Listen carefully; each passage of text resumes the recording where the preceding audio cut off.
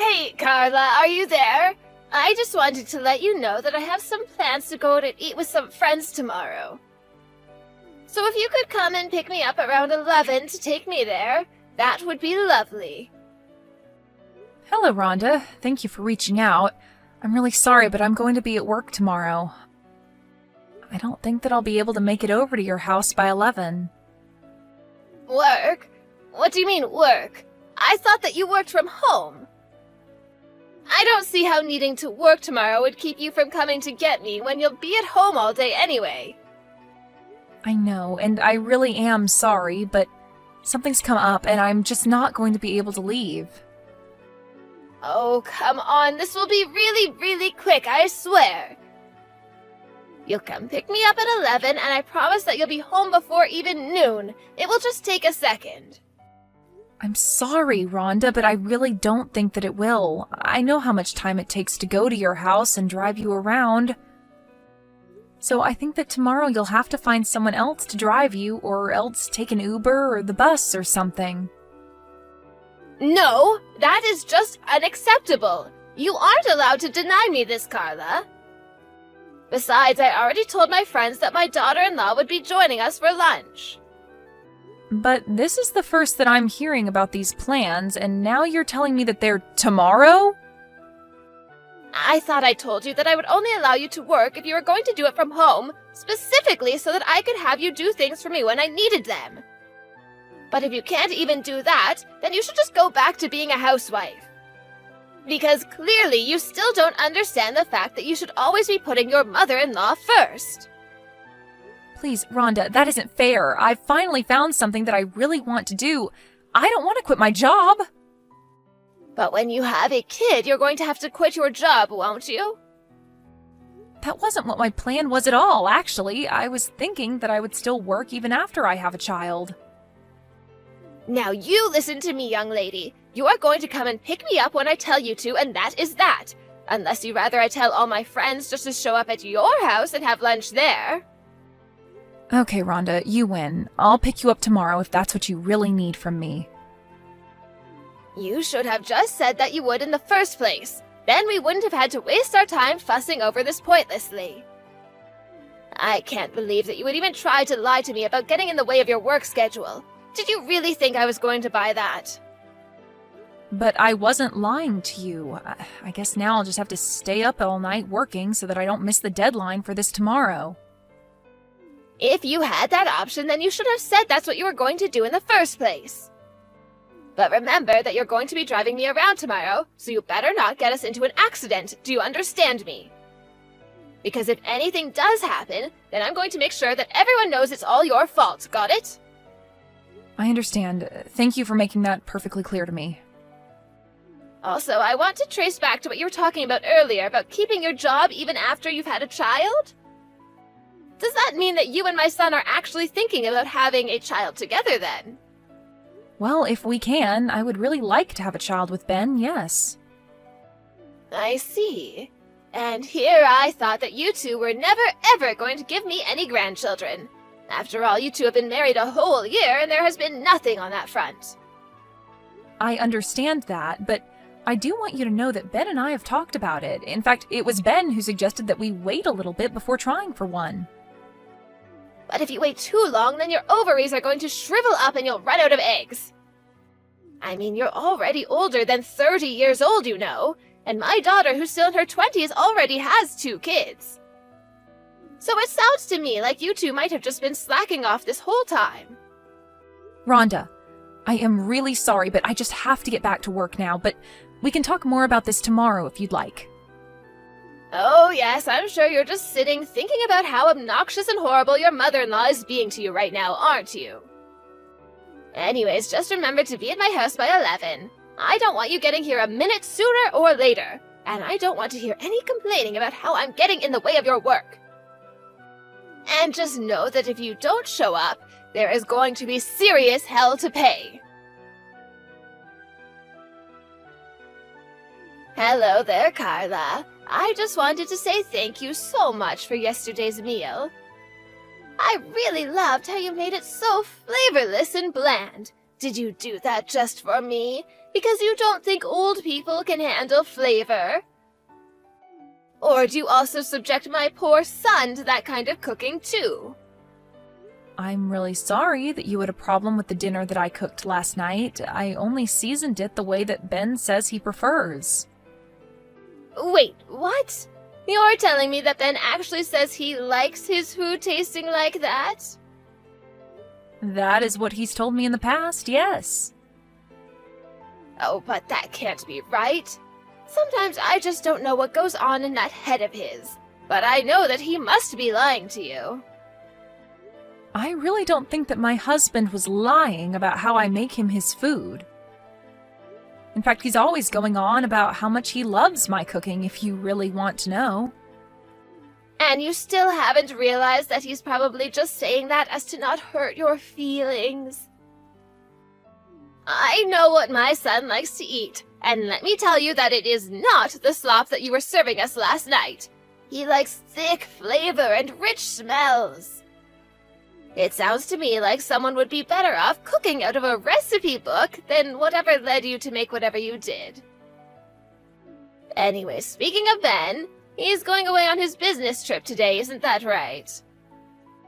Yes, he's already left for the airport, actually. Why do you bring that up? Oh, perfect. That's just what I wanted to hear. In that case, I want you to come to my house tomorrow. I'm going to teach you how to cook and make it so that you can actually dish out something served for once. Sorry, you want me to go over to your house tomorrow? I don't think that will work. I'll be working then. Oh, there you go again, trying to use your work to get out of doing what I tell you to. So you're really telling me that you don't think you need any kind of training?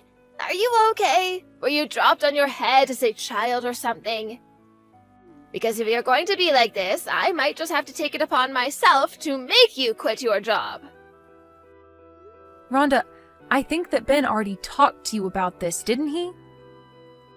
He told you that it's my choice whether or not I want to work and that you shouldn't try and interfere with the fact that I am working. Now, this is something that Ben, not me, has said to you, right? So why haven't you stopped? Oh, so now you're telling me that I have to listen to whatever my sons tell me to do. I think you're forgetting who's really in charge here. That isn't what I meant, but I'm just trying to tell you that I'm not going to be quitting my job just because it's something you want me to do. How dare you say that? You're just going to ignore what your mother-in-law has to say to you? I'm not ignoring. I am very much listening to what you have to say. I'm just telling you that I'm not going to quit my job because you want me to. Now you listen here, young woman. I am your mother-in-law, and when I say jump, the only thing I should be hearing from you is how high. You really need to learn your place in this relationship. You're already on thin ice by not coming to live with me. How dare you take away my eldest son when he should be staying at home taking care of his mother in her advanced years? I'm really sorry to tell you this, Rhonda, but not living with you was actually Ben's idea. But he only reached that decision because of all the pressure that you were putting on him, weren't you? Well, you aren't going to control me like that, I can tell you that much. In fact, you should be trying to change his mind and telling him that you both should come and live with me. That's the least a daughter-in-law could do for her mother-in-law. Well, I'm sorry, but I just don't really see that happening, Rhonda. You really are just a terrible person, do you know that? Just the worst. I have no idea what my silly son was thinking when he decided it would be a good idea to marry you. Even his sister was smart enough to move in with her husband's family. And now she spends her days from sunup to sundown being a loyal daughter-in-law to her in-laws. And I am sure that that is her way of trying to get along with her husband's family. I would really like it if we could find a way to get along too. Oh, please, of course you don't. If you really did, then you would just shut up and do as I tell you. But I know that your real goal is to keep turning my son against me until he wants nothing to do with me. But it's you and Ben who should end things.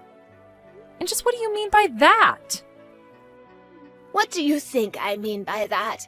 I mean that the two of you should get a divorce. After all, what's the point of being married if you're not even pregnant yet?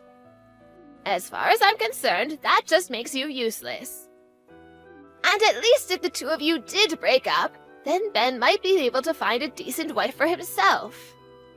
Rhonda, I think that you're being unreasonable right now, and I really don't like you suggesting that Ben and I should get a divorce.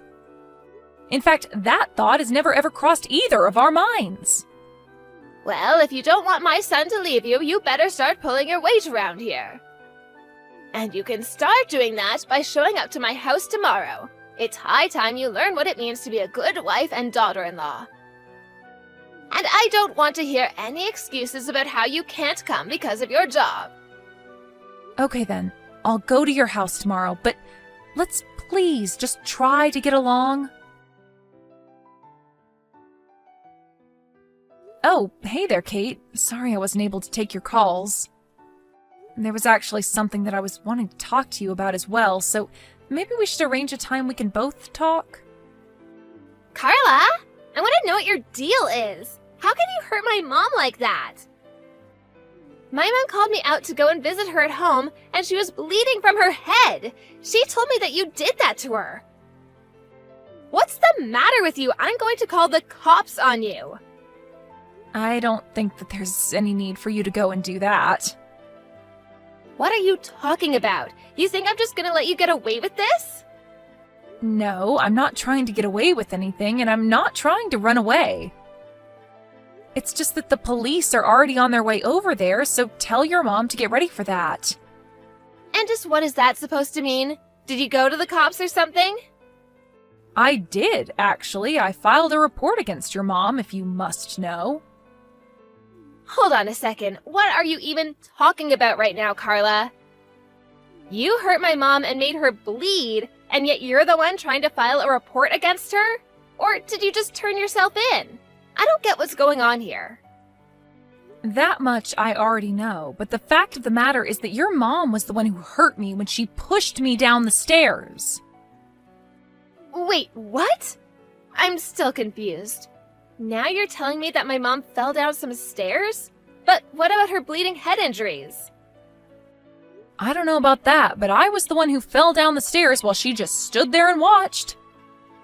Carla, are you telling the truth about all of this? Of course I am. I don't have any kind of video evidence if that's what you're after, but I do have an audio recording of it happening. I suppose that will have to serve as the proof that I have of what happened. You were recording the whole thing? But why? I'm still just confused here. I made a recording so that I would have proof of all the horrible things that your mom was saying to me. And it wasn't just this one time that she was doing this. She's been treating me horribly ever since I married your brother. I have talked about this with Ben, and it's getting to the point that we're thinking of just cutting communication off with your mom entirely. I don't believe it. Was my mom really bullying you? I really had no idea. Well, I'm very sorry that you had to find out like this. To be honest, it was something that I didn't want you to get dragged into.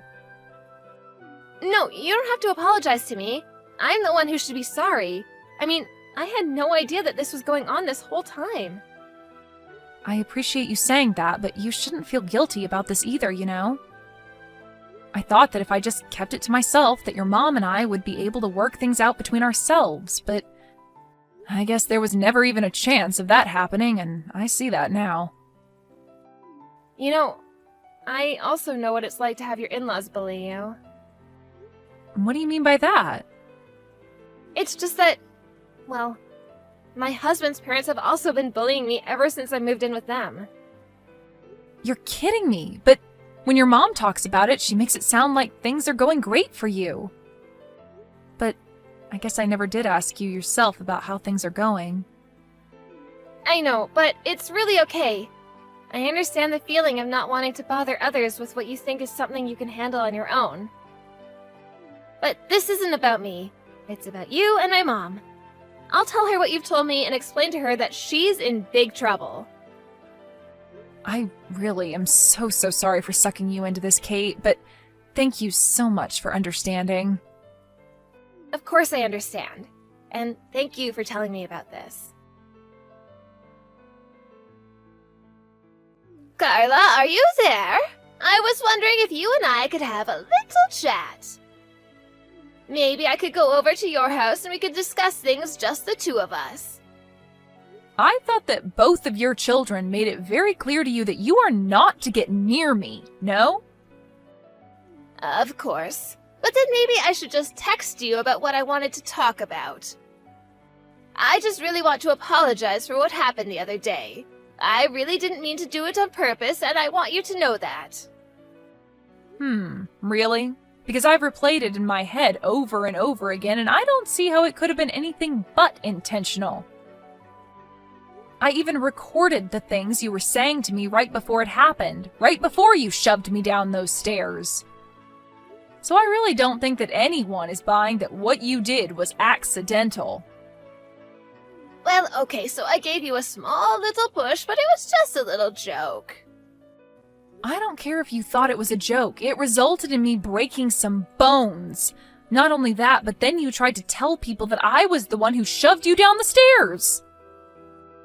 You're right, but it was just because I was so worried that people might blame me. Well, they should. It was all your fault that I fell in the first place. What is even the point of this conversation? I'm leaving. Oh, wait, no, Carla, don't. Because I really am so sorry about this. Can't you go to the police and explain to them that this was all a big mistake? But it isn't a mistake. We know exactly what happened, and you did what you did on purpose. Please, I really didn't mean to. I swear to never do anything like that to you ever again. Besides, it's not like you didn't do anything to me. Right as you were falling, you took a swipe at me. If you had actually hit me with it, I could have been really hurt. I see. So you really think that those two things are equivalent then? I don't know why I thought that you might actually have reflected on what you did. No, please don't go. I really have thought about what I did. I know that it was wrong of me to do that to you. So, can you please just talk to my children and tell them to not leave me? I don't know how I'm supposed to live with myself if they leave me like this. I need you to forgive me so that they can forgive me too. You have got to be kidding me, right? You want me to forgive you for totally selfish reasons? But if you don't do this for me, then I'm never going to be able to see my family ever again. Don't you realize that? I just need you to go talk to my children and the cops and tell them that this was all just one big mistake. And just why should I go and do all of this for you when you haven't even given me a real apology? You're asking for all of this just for your own benefit when you haven't shown any remorse for what you've done to me. Look, I know that I might have pushed you down the stairs and that you hurt yourself falling down, but you have to realize that I didn't have that much family left. I mean, my kids are basically all I have left now, and if I don't have them, then who am I supposed to have to take care of me when I get older? Incredible. I really just don't even know what to say to that. But honestly, it isn't up to me how your children decide to interact with you. But you could change their minds if you just told them that you weren't mad at me anymore. Please, I need them to forgive me for this. I'm begging you here. You don't know what this is going to do to me. I don't have any more kids in my life. You can beg me for this all you want, but I don't think that anything is going to change until you realize that you've done this all to yourself. I've tried explaining to you over and over again that I had my own life and career to worry about, and yet you constantly kept trying to control me. Then Ben went away for his business trip, and you tried to wedge yourself into my life even more than before. And all the while you were saying all kinds of terrible things to me. Did you think that I wasn't being patient with you? That I didn't have my own limits of what I would take from you? That you could just treat people like that without any consequences? I am so sorry, Carla. You have to believe me. I mean, you know that I never really wanted you and Ben to get divorced, right? I was just saying a bunch of stupid things. I just hoped that if I talked to you like that it might have pushed you to be a better wife. And that's why you had to push me down the stairs? How was that supposed to make me into a better wife, huh? I just wasn't thinking in that moment, and my arms just moved of their own, I swear. You have to forgive me. It was just an accident. I have already told you that I am not going to forgive you for what you did to me. But I'm your mother-in-law, your husband's mother. You can't just cut me out of your lives like that. For the last time, I am not the one making that decision. If you don't want your children to stop talking to you, then you need to go and talk to them. But as far as I'm concerned, you and I are not family. Please, don't say anything. I am so sorry for everything. I promise to never ever try to interfere in your life ever again. I won't even be mean to you, and I won't order you around like I did before. I'll do all of that if you just say that you'll forgive me. I really can't believe that you think that's what's going to solve all of this. An apology has no meaning if there's no intent behind it. I have to say that you are just not the person that I thought you were when we first met. I am nothing but disappointed in you. Carla, I'm so sorry. For everything. No, you're not. And that's the problem. But hopefully you've learned your lesson from this and can be a better mother-in-law in the future. Of course, it doesn't mean we'll ever let you back into our lives after what you've done. After that, Ben and I talked, and we finally settled on dropping the charges that I was going to press against his mother. Instead, we served her with the full bill for my injuries and made her sign on to a restraining order to keep her away from me. Although it was unlikely that the court would have sent a woman of her age to jail, our settlement was a good way to ensure that she would keep away from us. After that, I blocked her on every medium imaginable. I heard from Ben, however, that rumors were spreading around Rhonda's neighborhood about what she did to me. Apparently, Rhonda was so humiliated that she doesn't even leave the house anymore. Afraid of being known as the person who harmed her daughter-in-law and lost her family, Rhonda decided that she had to move away. Now, not even her children know where she is or what she might be doing these days. A few months later, I heard that Kate and her husband talked about what she was going through and that the two of them decided to move out of his parents' house. Ever since then, Kate has seemed much less stressed than before.